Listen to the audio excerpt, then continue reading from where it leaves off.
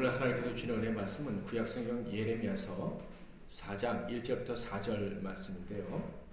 우리 다 같이 봉독하겠습니다. 예레미야서 4장 1절부터 4절 오늘도 한번 다 같이 일어나서 받들어 읽도록 하겠습니다.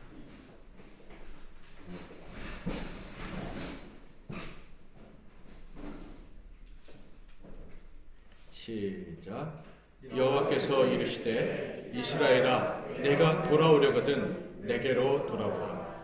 내가 만일 나의 목전에서 가증한 것을 버리고 내가 흔들리지 아니하며 진실과 정의와 공의로 여호와의 삶을 두고 맹세하면 나라들이 나로 말미암아 스스로 복을 빌며 나로 말미암아 자랑하리라. 여호와께서 유다와 예루살렘 사람에게 이와 같이 이르노라. 너희 묵은 땅을 갈고 가시덤불에 파종하지 말라. 유다인과 예루살렘 주민들아 너희는 스스로 헐례를 행하여 너희 마음 가죽을 베고 나 여호와께 속하라. 그리하지 아니하면 너희 악행으로 말미암아 나의 분노가 불같이 일어나 사르리니 그것을 끌 자가 없으리라. 아멘. 네, 잘 앉으시기 바랍니다. 오늘은 장엄한 회개라는 제목으로 하나님 말씀을 상고하겠습니다. 아마 장엄한 회개라는 제목을 들으시는 순간 장엄하다는 말과 회개라는 말이 어울릴까? 장엄하다는 형용사가 회개라는 명사를 꾸며준다, 수식한다. 왠지 좀 틀린 말 같다라는 생각을 하실 수도 있다고 생각을 합니다. 왜 그렇습니까? 회개란 언제 사용하는 거예요? 죄 지은 자가 자기의 잘못을 뉘우치고 자백할 때 회개라는 단어를 사용합니다. 그러니까 뭔가 당당하고 가치 있고 거대한 존재가 이 장엄한 존재가 회개라는 단어를 사용하는 게 아니라는 거죠. 당당하기는커녕 작은 자, 작아진 자에게 더 어울리는 말이 회개입니다. 회개하는 자가 지은 죄의 종류에 따라서 이 회개하는 자는요 아주 비천하고 아주 졸렬하고 치사하고 더러운 자일 수도 있습니다. 그런데 그런 사람들이 회개할 때 장엄하다? 왠지 말이 되지 않는다라는 생각을 할 수 있습니다. 그런데요 성경을 자세히 읽고 깨닫는 사람이라면 장엄한 회개라는 말이 꼭 틀린 말은 아닐 수도 있겠구나 라는 생각을 할 수 있을 거예요. 왜냐하면 회개하는 그 사람은 작고 치사하고 더럽고 졸렬한 사람일 수 있겠지만은 회개의 결과는 실로 엄청난 것이기 때문에 그렇습니다. 회개의 결과는요 사실 세상에서 찾아낼 수가 없는 거예요. 하나님이 주시는 것으로 영원한 것입니다. 그래서 저는 회개하는 그 자체보다 회개가 주는 그 결과를 생각하면서 회개는 장엄한 것이다 라는 생각을 해보았습니다. 예수님께서 이 땅에 계실 때 가장 큰 죄, 가장 추악한 범죄를 저지른 사람들은 어떤 벌을 받았죠? 십자가에 달려 죽는 벌을 받았습니다. 그런데 예수님도 거기에 달리셨죠. 예수님은 죄가 없으셨음에도 불구하고 우리의 모든 더럽고 추악하고 졸렬하고 게으른 모든 죄를 다 짊어지셨기 때문에 십자가에 달리셨어요. 빌라도도 예수님이 죄가 없다는 것을 알았어요. 그분의 눈이 선하다는 거, 그분이 거룩하다는 거 알았는데도 예수를 십자가에 못 박아 죽이라고 명을 내렸어요. 왜냐하면 하나님께서 예수님께 모든 더러운 죄를 대신 짊어지고 가게 하셨기 때문이에요. 무지하신 예수님이 십자가에 달리셨을 때 어떤 일이 일어났죠? 예수님과는 달리 자기의 더러운 죄 때문에 십자가에 달린 두 사람의 죄수가 있었습니다. 그런데 그들 중에 한 사람이 예수님을 이렇게 비방했어요. 누가복음 23장 39절 달린 행악자 중 하나는 비방하여 이르되 내가 그리스도가 아니냐 너와 우리를 구원하라 하되. 그런데 반대편에 있는 죄수는 이렇게 말했죠. 그 예수님을 비난한 그 사람을 꾸짖으시면서 우리는 우리가 행한 일에 상당한 보응을 받는 것이니 이에 당연하거니와 이 사람이 행한 것은 옳지 않은 것이 없느니라 하고 이르되 예수여 당신의 나라에 임하실 때에 나를 기억하소서 하니. 죄악 범하며 살 때는 하나님께 대항하고 하나님 무시하고 막 살았을 거예요. 그런데 이 죽는 그 순간에는 예수님이 죄가 없다는 것을 이 사람이 깨달은 거예요. 예수 앞에서 자기가 죄악된 사람이라는 것을 인정한 것입니다. 그리고 나서 뭐라고 말합니까? 죽은 후에라도 저를 기억해 주실 수 있으시겠습니까? 이 죽고 나서 하나님, 당신, 예수와 함께 있을 수 있을까요? 여러분, 이게 회개입니다. 자기의 죄악을 인정하고 하나님께로 돌아가는 거, 하나님과 영원히 같이 있고 싶어하는 거, 이게 회개입니다. 이 사형수는 얼마 남지 않은 인생이었지만 자신의 존재 전체를, 자신의 삶 전체를 주님께 탁 맡겨버린 거예요. 회개한다고 하고 내 멋대로 살고 살 건 다 살면서 또 회개하고, 이건 회개가 아니라는 거예요. 자신의 삶 전체, 인생 전체를 하나님께 딱 맡겨버리는 거, 그 품에 자기를 던져버리는 거, 이게 회개라는 거죠. 그런데 그때 그 회개를 들으신 예수님이 뭐라고 말씀하셨습니까? 43절 같이 한번 읽어보겠습니다. 시작.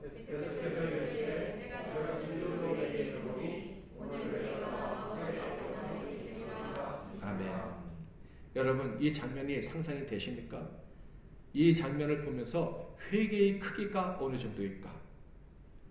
회개를 어떤 크기로 표현한다면 얼마만큼의 크기일까? 여러분, 이 강도가 회개로 얻은 것은 얼마만큼의 크기입니까? 평생 도둑질하고 사기치고 속여서 얻은 것과 비교할 수가 있겠습니까?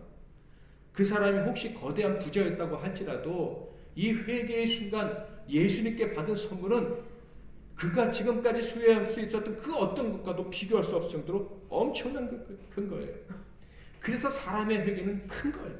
거대한 건 거예요. 그리고 아름다운 거죠. 저는 이것을 어떻게 좀 시각적으로 표현할 수 없을까 생각을 해봤어요.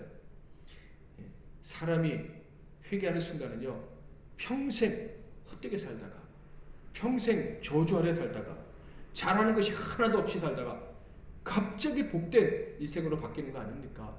어둠 가운데 있다가 빛 가운데로 확 들어오는 거 아닙니까? 그래서 저는 이것을 시각적으로 표현해 줄 수 있는 그나마 비슷한 광경을 인터넷에서 찾아봤어요. 한번 보여주시겠어요?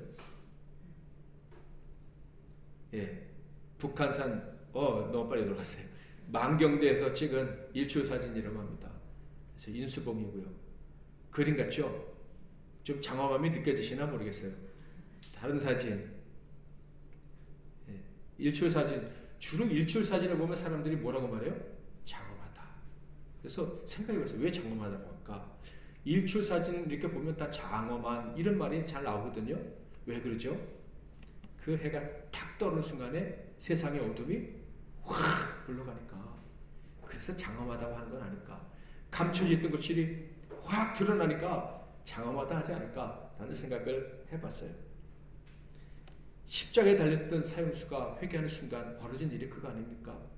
그의 삶은 온통 흑암밖에 없었는데, 어둠밖에 없었는데, 희망이라고는 하나도 없었는데, 이제 불끈한 가운데 죽는 것, 그것만 남아 있었는데, 내가 당신의 나라에 함께 있을 수 있을까요?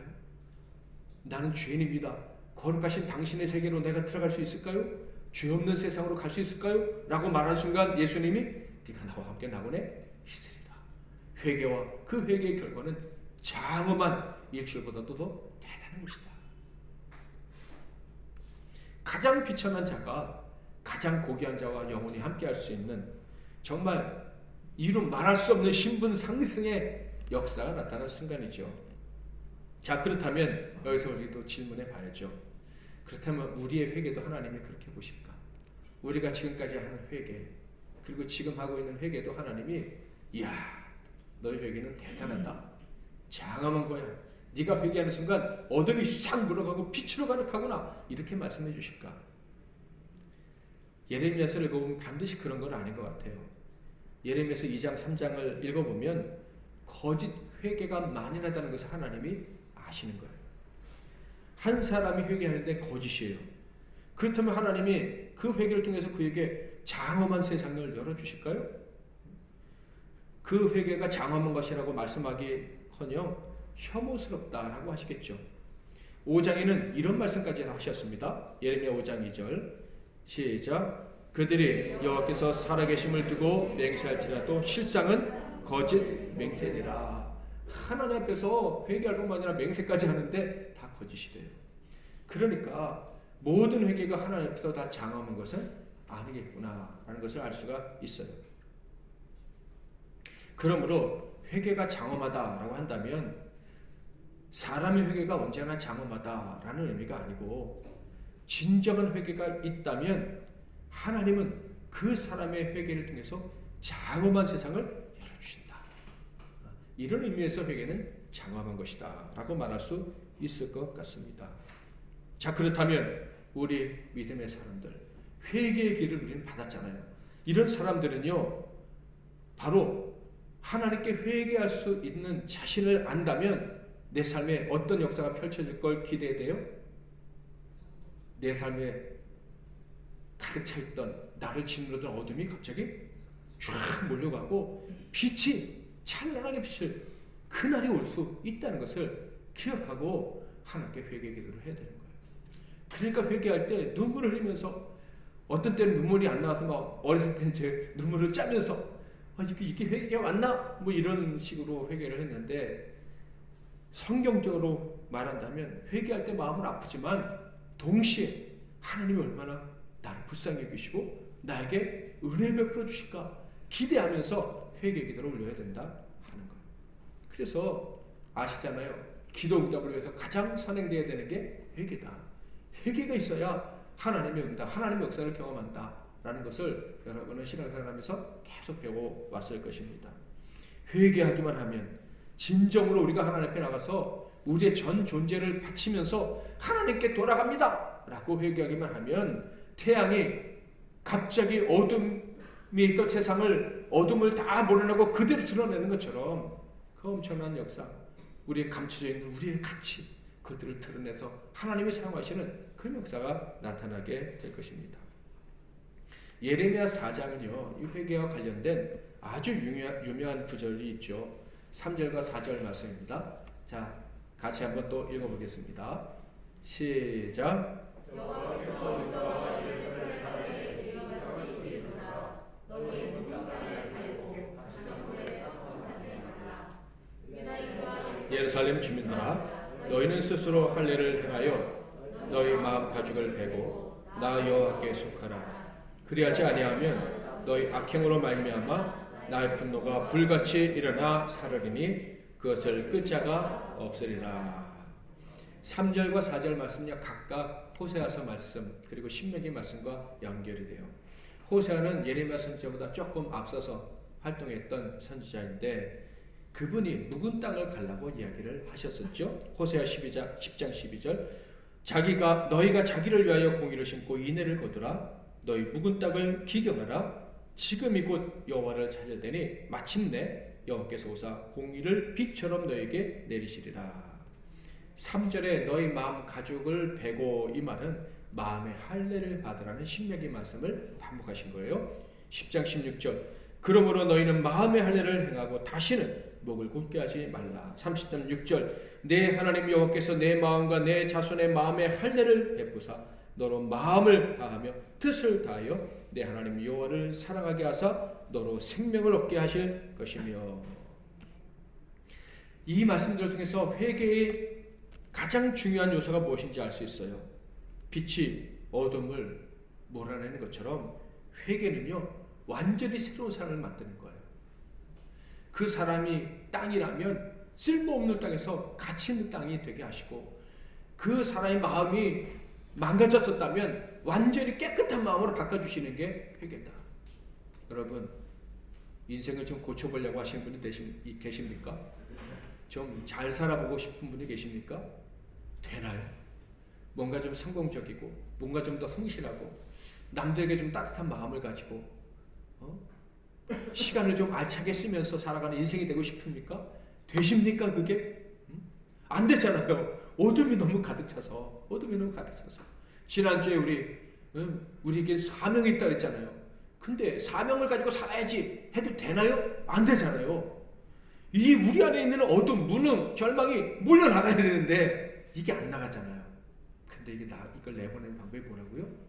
회개라는 거. 회개는 눈물 흘리고 뭐 이런 게 아니라 나를 받아주세요, 하나님. 내가 하나님 앞에 나아갑니다. 저를 받아주세요. 제 인생 전체를 하나님께 걸고 싶어요. 받아주세요. 이게 회개입니다. 아까 찬양했죠. 여호와께 돌아가자. 우린 넘어져도 그 사랑 영원하네. 늘 넘어지는 인생이지만 하나님께 돌아갑니다. 하나님 받아주세요. 이게 회개고, 그러면 그 회개가 우리에게 있을 때 어떤 일이 벌어진다고요? 어둠이 올라가. 나를 붙잡고 있던 모든 굴레와 족쇄가 그게 사라지는 그런 기적이 나타난다는 거예요. 아멘. 묵은 땅이라는 것은요, 농사를 짓다만 땅이 아닌 거예요. 농사를 애초에 지은 적이 없는 땅이에요. 그러니까 방치됐던 땅이니까 좋은 열매를 거둔 적도 없어요. 저는 이게 얼마나 희망이 되는지 몰라요. 회개하면 전에 좀 신앙생활 잘하다가 좀 이렇게 지금 잘못한 사람들이 이제 다시 한번 살아봐야지 하면서 하는 경우가 많다는 좀 생각을 하게 돼요. 그런 이미지를 갖게 되는데, 하나님 뭐라고 말씀하시냐면 너 한 번도 제대로 산 적이 없잖아. 근데 이제 살 수 있어. 그러니까 한 번도 제대로 살아본 적이 없는 사람도 열매를 맺는 인생이 될 수 있다는 거예요. 뭐 하기만 하면? 회개하기만 하면. 회개하면 그런 역사를 하나님은 허락해 주신다는 거예요. 그러니 얼마나 감사한 거예요. 회개라는 것은 장엄한 거예요. 회개는 하나님이 주신 엄청난 선물인 거예요. 그러니 우리는 회개할 수 있는 기회를 잡아야죠. 마음의 할례를 받는다, 이 말은요, 원래 할례는 몸의 일부를 떼어내는 거잖아요. 예수 통해서 세상에 속한 나를 버리고 오직 하나님께 속합니다, 이런 의미인데, 마음의 할례를 받으라는 말은 저는 이 어둠에 가득 차서 그냥 세상에 속할 수밖에 없는 사람이지만은 하나님께 속한 자로 만들어 주실 줄 믿습니다. 마음의 할례, 몸의 할례는 칼로 베면 되지만 마음의 할례는 성령님이 역사해 주셔야 되는 거예요. 우리 죄를 회개할 때 우리 마음을 깨끗하게 달리고, 그러면 어둠이 물려고 빛이 우리를 사로잡아서 장엄한 인생이 될 수 있다. 그래서 하나님이 이런 말씀을 하시는 거예요. 회개하고, 즉 나에게 돌아오기를 원한다면, 세상의 것을 포기한다면 내가 역사해 줄 텐데 조건이 하나 있어. 흔들리지 마. 회개하면 된다는 사실 믿고 흔들리지 마. 아버지께 돌아오면 된다는 사실 의심하지 마. 1절 말씀 같이 한번 읽어보겠습니다. 시작. 내게로 돌아오라. 내가 만일 나의 목전에서 가장한 것을 버리고 내가 흔들리지 아니하며. 하나님께 돌아와서 저는 흔들리지 않겠습니다. 물론 우리의 의지는 너무 약해서 흔들릴 수밖에 없지만, 그래도 저는 하나님께 속해서 살랍니다 하면 하나님이 놀라운 일을 행하실 것이다. 그게 2절 말씀이에요. 회개가 얼마나 장엄한 것인지를 알려주는 말씀이 2절인데 같이 한번 읽어보겠습니다. 시작. 여호와의 삶을 두고 맹세하면 나라들이 나로 말미암아 스스로 복을 빌며 나로 말미암아 자랑하리라. 진심으로 회개한 사람은요, 더러운 게 싫잖아요. 그래서 진실과 정의와 공의를 추구합니다. 우리는 그렇게 사는 사람들이잖아요. 물론 우리는 회개가 계속되어야 하는 이런 죄악된 세상에 살고 있기 때문에 순간순간을 놓칠 때는 있지만은, 회개한 사람은 진실과 정의와 공의로 살게 돼요. 하나님의 빛 가운데 걸어가게 됩니다. 근데 어떤 일이 벌어진다고요? 우리가 신세계를 경험하는 것일 뿐만 아니라 죄악된 세상이 신세계를 경험한다라고 이야기를 합니다. 뭐라 그래요? 나라들이 나로 하나님을 말미암아 스스로 복을 받게 되며 나라들이 하나님을 자랑하는 그런 기가 막힌 일들이 벌어지게 된다. 세상 나라들의 피조물들이 하나님이 살아계시다 이렇게 고백하고 하나님께 돌아오는 기적이 벌어지게 된다. 실제로 이스라엘이 회개하니까 어떤 일이 벌어졌어요? 유대인만 구원받다가 전 세계가 구원받는 역사가 일어나지 않았습니까? 그게 회개의 결과인 거예요. 택함 받은 한 사람에게서 정말 하나님이 인정하시는 그 회개가 일어나면 그 사람이 지금까지 한 번도 결실을 맺어본 적이 없는 묵은 땅과 같은 쓸모없는 인생처럼 보이는 사람이었다 할지라도 그 한 사람이 하나님이 기뻐하시는 회개를 하기만 하면 세상 나라들이 복을 받게 된다. 그러니까 상상해 보세요. 제가 여기 있어요. 제가 죄 중에 괴수예요. 근데 제가 하나님께 회개했는데 그 순간 어떻게?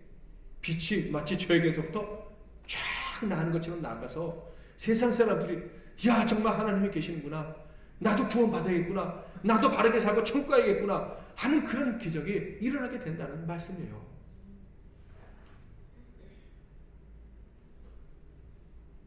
너무 장엄해서 좀 느낌이 안 오십니까? 이것이 회개의 장엄함입니다. 저와 여러분이 진정으로 회개한다면 세상에 진실과 정의와 공의의 빛이 비치게 됩니다. 세상이 하나님이 의로우시구나, 하나님이 정말 좋으신 분이시구나, 그걸 알게 되는 거예요. 하나님은 사랑이시구나 라는 것을 깨닫게 되는 거예요. 우리 더러운 죄를 하나님이 실어버리지 아니하시고 우리에게 희망을 주시는 분이 그분이시구나 하는 것을 알게 되는 거예요. 이야, 하나님이 이 땅을 떠나신 줄 알았더니 여전히 하나님의 통치는 유효하구나. 그 이름을 부르며 살 수 있구나. 그러므로 우리에게 기회가 있구나 라는 고백을 하게 된다. 여러분, 칼빈이 한 유명한 말 중에 무지가 죄다, 무식함이 죄다, 거기서 좀 더 나가면 무능이 죄다, 이렇게 해석할 수 있는 이 말씀이 있는데요. 특히 무식 중에 무식은 하나님을 알지 못하는 거죠. 하나님을 알지 못하는 게 가장 큰 죄고요. 하나님을 알지 못하니 하나님 만드신 세상의 이치를 알지 못해요. 하나님 만드신 세상의 이치를 알지 못하니 사람들의 마음도 알지 못해요. 하나님이 사람을 얼마나 고귀하게 만들었는지, 한 사람 한 사람의 마음을 얼마나 예민하고 또 소중하고 감각적이고 상처받기 쉽게 만들었는지 그걸 잘 헤아리지 못해서 사람들과 관계 속에서 맨날 부딪히고 세상에서도 바르게 살기가 어려운 거예요. 전 요번에 또 한번 참 내가 무식하구나, 내가 무능하구나 깨닫는 순간이 있었는데요. 성경 공부 중에 우리 청년들한테 물어봤어요. 요새 어떻게 지내냐 그랬더니 우영우를 보고 지냅니다. 그래서 성경 말씀을 묵상하고 지내지 무슨 우영우를 보고 지내. 그래도 그 친구가 별로 텔레비 안 좋아하는 친구 같은데 좋다 그래서 보기로 작곡을 했어요. 그랬더니 또 우리 권사님 또 사위가 또 거의 또 관련이 있으시다네. 그래서 더 열심히 봤죠. 중간 이후부터 봤는데 이걸 보면서 옛날 생각이 나는 거예요. 옛날에 부산에 있을 때 저를 잘 따랐던 후배 목사님 아들이 자폐증에 걸린 아이였어요. 늘 아들 때문에 안타까워 힘들어하는 거 보면서 좀 불쌍히 여기도 했지만 뭐 저렇게까지 힘들어하나 하는 생각을 사실 한 적도 있었고, 그리고 그 사모님의 얼굴에 늘 핏기가 없었는데 지금 돌아보니까 내가 무식해서 그 마음을 헤아리지 못했었구나, 그것도 또 나의 죄구나 하는 생각이 들었어요. 그때가 이미 40살이 넘었을 때인데 40살이 넘었으면 사람들의 마음을 좀 더 잘 이해하고 함께 사는 법을 좀 더 잘 아는 그 정도 나이가 되었어야 되고, 자폐증과 관련된 지식도 어느 정도 좀 있어야 되는 나이였는데 무식해서 몰라가지고 저 나름대로 그때 잘 나가는 목사였어요. 사람들이 그렇게 알아줬어요. 아주 교만하게 말해서. 그러나 가장 가까이 있는 사람의 마음도 사실 잘 모르는 그런 죄인이었다라는 거예요. 이런 측면에서 생각해 봤어요. 우리가 회개하지 못한 것은 또 없을까? 얼마나 많을까? 무지해서, 무능해서, 죄를 죄로 느끼지 못하고 회개하지 않고 그냥 어둠에 방치해서 하나님의 빛이 비쳤다면 살릴 수 있었는데 뿌리채 썩게 만들었던 그런 것들은 없을까? 회개하지 않아서 하나님의 역사를 내가 감히 막은 적은 없을까? 그럼에도 불구하고 잘난 줄 알고 잘난 척하면서 떠들면서 산 적은 없었을까 하는 생각을 해봤어요. 내가 늘 회개하면서 겸손히 살았다면 그 모든 순간에 찬란한 빛이 비치고, 그래서 몰랐던 것들을 깨닫게 해주시고 지식이 생기고 그렇게 좀 더 가치 있게 살 수 있었을 텐데, 회개하지 못해서 그렇게 세월을 낭비한 것은 없나 생각을 하게 되었어요. 우리가 1월 1일이 되면 12월 31일, 1월 1일 이때가 되면 성구영신 예배를 드리지 않습니까? 교회에 다니는 사람들은 교회에서 성구영신 예배를 드리는데, 교회 다니지 않는 사람들은 어떻게 그 새해를 맞이하죠? 시간 있고 돈 있으면 정동진이나 뭐 호미곶이나 이런 데로 가지 않겠어요? 가서 해 뜬 것을 보면서 야, 새해를 희망차게 맞이하자 막 이럴 거예요. 장엄하게 떠오르는 태양을 보면서 그래, 지난 한 해는 힘들었지만 올 한 해는 그래도 이 태양이 빛을 비추는 것처럼 새로운 마음으로 살 수 있을 거야 하는 그런 마음을 가지고 일출을 보러 간다는 말이에요. 여러분, 이렇게 일출을 보면서 새해를 맞이하는 것과 송구영신 예배를 드리면서 새해를 맞이하는 것 중에 어느 게 더 낫다고 생각하십니까? 제가 말도 되지 않는 질문을 하나요? 제 생각에 송구영신 예배를 드려도 장엄한 회개가 동반되지 않는다면 하나님이 우리 죄를 용서하시고 지난 하나님의 죄를 용서하시고 또 새로운 빛을 비춰주실 거야. 그래서 올 한 해 또 우리는 새롭게 살 수 있어. 이런 믿음과 희망을 가지고 송구영신 예배를 드리지 않는다면 차라리 동해안에 가서 해 뜨는 것을 보는 게 더 낫지 않나, 그런 생각도 해보았습니다. 제가 좀 너무 과장되게 얘기하나요? 지난주 설교 제목이 사명의 무게였죠. 예레미야는 이스라엘, 특히 남쪽 유다 백성들을 향해서 하나님의 심판을 선언해야 했어요. 그게 그에게 주신 사명이에요. 그렇지만 그 심판 때문에 멸망할 줄 알았지만 그럼에도 불구하고 그가 심판을 계속 외쳤던 이유는 희망이 있었기 때문이에요. 어떤 희망? 이 심판의 선언을 듣고 누구라도 회개하기만 하면 하나님의 구원이 다시 임할 것이다. 그 장엄한 역사, 이스라엘에게 원래 주었던 사명이 다시 깨어나는 역사가 있을 것이다 라는 것을 믿었기 때문입니다. 여러분 이거 아십니까? 그때 당시 수많은 민족들이 다 죄악을 범했고 다 우상 숭배했는데 왜 이스라엘 사람들에게만 심판을 선언하시고 회개를 요구하셨는지 아십니까? 왜 그런지 아세요?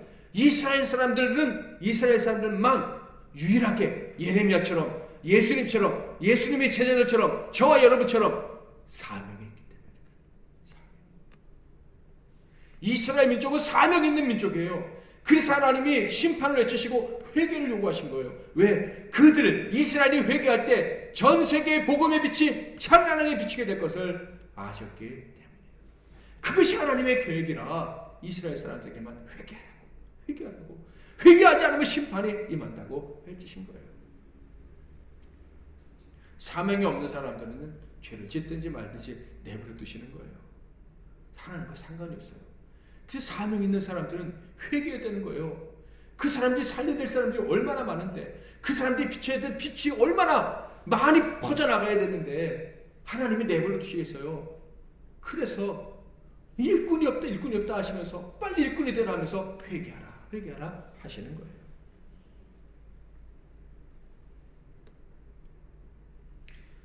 이스라엘 사람들은 종말론적 사명을 가진 사람들이라 그래요. 근데 그 사명이 이제 누구에게 온 거예요? 정말 말세에 사는 저 여러분에게 온 거예요. 그래서 저 여러분 회개해야 되고 그 회개의 결과가 장엄할 때 이런 하나님의 뜻이 분명히 나타나는 것이 오늘 본 말씀이고, 그리고 특별히 2절이에요. 2절 말씀, 하나님의 백성들에게 회개를 요구하실 때 그 회개를 통해서 벌어질 일에 대한 말씀이 2절인데 아까 읽었지만 한 번 더 너무 중요한 말씀이니까 읽어보도록 하겠습니다. 시작.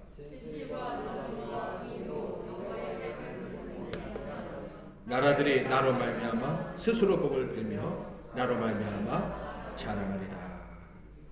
여러분, 이스라엘 백성들, 곧 하나님의 택하신 교회가 회개할 때, 저와 여러분이 회개할 때 세상의 빛이 퍼져나갈 것이 믿어지십니까? 느껴지십니까? 그래서 이것이 바로 저와 여러분이 늘 진정한 회개를 하나님께 올려야 되는 이유입니다. 우리는 여전히 죄악된 세상에 살기 때문에 하나님께 회개했다가도 하나님께 사로잡힌 것 같고 하나님 품에 안긴 것 같다가도 금방 세상에 속해서 살아가는 때가 많은 거예요. 그래서 우리는 늘 회개해야 되는데 특별히 회개해야 되는 이유가 뭐라고요? 사명을 감당해야 되니까. 특별하게 우리에게 주신 사명 때문에 우리는 진실된 회개를 하고 또 해야 하는 거예요. 만약 그리스도인이 땅끝까지 이르러 내 증인이 되리라는 사명을 받은 신약의 성도가 사명감이 없이 살아가고 있다면 그분은 진정한 회개를 미루고 있는 것일 거예요. 정말 좀 심하게 말씀을 드리면 진정한 회개를 한 인생이 아닐 수도 있는 거예요. 마지막 신약시대의 교인들은요, 모두가 사명자고, 그래서 반드시 진정한 회개가 있어야 되고 하나님께 죽기까지 충성하다가 천국에 가야 하는 거예요. 하나님 심판이 얼마 남지 않았는데 어찌 내 일신의 안위를 위해 살다가 갈 수 있겠습니까? 성도가 진정으로 회개하면요 절대 사명을 저버릴 수가 없어요. 어린아이도요 회개하고 나면 전도하고 싶고, 회개하고 나면 누군가 돕고 싶고 이런 마음을 갖게 되는 거예요. 회개하면요 사명감이 불타오르게 돼 있어요. 진정으로 회개할 때 여러분 느끼셨잖아요. 하나님이 나를 사로잡는 거, 하나님이 너는 내 것이다, 내가 너를 쓸 것이다, 이게 다 느껴지는 게 정상 아닙니까? 정말 회개할 사람은요, 야, 내 인생이 잡초만 무성한 묵은 땅이 될 수 없어. 회개할 사람은 잡초에 씨를 뿌리는 그런 헛된 짓 할 수 없어. 이런 생각을 할 수밖에 없는 거예요. 게으르고 희망도 없고 이런 무능한 채로 무식한 채로 살아갈 수 없어. 이걸 느끼게 되는 거예요.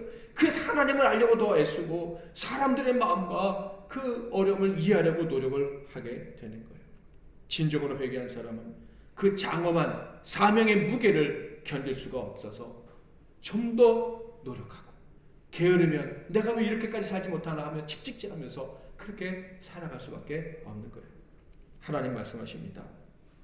진정한 회개, 그건 하나님 나에게 돌아오는 것인데 그것은 완전한 장엄한 시작이 동반되는 것이다. 회개하기만 하면 나는 너에게 큰 은총을 줄 거야 라고 하나님은 말씀을 하시는 거예요. 묵은 땅을 기름하고 거기에 제대로 씨를 뿌려서 열매를 맺는 게 회개입니다. 마음부터 완전히 새로워지는 거. 야, 내가 어떻게 이런 마음을 가질 수 있지? 스스로 놀라고, 그래서 하나님께 영광을 올려드리고 세상 사람들 놀라게 만드는 게 회개다라는 거예요. 사랑하는 성도 여러분, 오늘 설교 제목 장엄한 회개라는 이 말의 의미를 다시 한번 새기고 오늘 말씀을 마무리하면 좋겠습니다.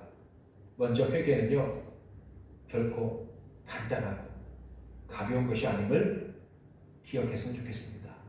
하나님 잘못했어요, 다음에 잘할게요, 이 정도 수준으로 회개했다 라고 할 수 없다는 것을 기억하시기 바랍니다. 회개는요 좀 어려운 말이지만 존재의 헌신입니다. 내 삶 전체를 하나님께 드리는 거예요. 얼마가 남았든지 간에 그걸 하나님께 다 드리는 게 회개입니다. 하나님 품에 내 인생을 완전히 바치는 게 회개입니다. 우리의 인생의 모든 것을 다 맡기는 것이 회개입니다. 날마다 하나님께 돌아가는 것, 또 하나님 품으로 안기는 것, 우리 인생 전체가 새로워질 줄 믿고 하나님 품으로 파고 들어가는 것, 부끄러워도 포기하지 않는 것, 이게 회개입니다. 그런 사람에게 하나님이 빛을 비춰주시는 거예요.